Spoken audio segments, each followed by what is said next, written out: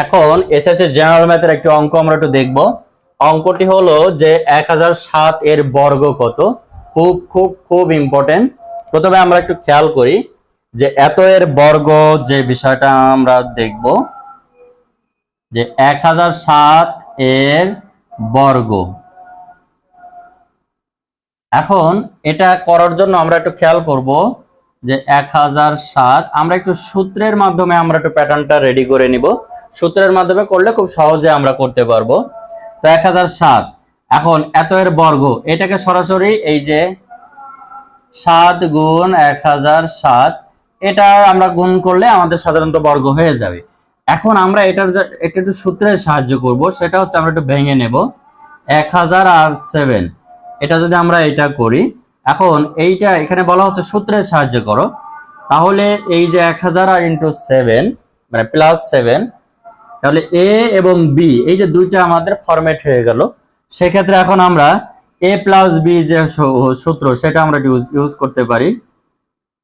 এ square plus 2a into b plus b square. যখন আমাদের বলা হবে এত এর বর্গ নির্ণয় করো কিন্তু সূত্রের সাহায্যে, তখন আমরা এই ফরম্যাটে আমরা করব, সূত্রের সাহায্যে আমাদের করতে হবে। সেক্ষেত্রে আমরা এখানে যেটা আমরা এটা যদি বর্গ করি, একের পরে 3 শূন্য আরো 3 শূন্য আসবে, আর এখানে হচ্ছে 7 দুগুণে 14, 3 শূন্য বসাবো 49। এখন আমরা এটা যদি যোগ করি সেটা হবে এই 2 শূন্য 2 শূন্য, তার মানে 49 বসে গেল। এরপরে এই শূন্য আসলো 14 14। এখন এইটা যোগ বিয়োগ করলে আমরা যেটা পাবো সেটা হচ্ছে এই যে এই অংশটা আমাদের উত্তর।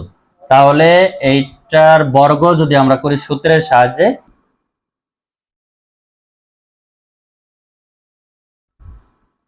বসে গেল আর এই যে 1।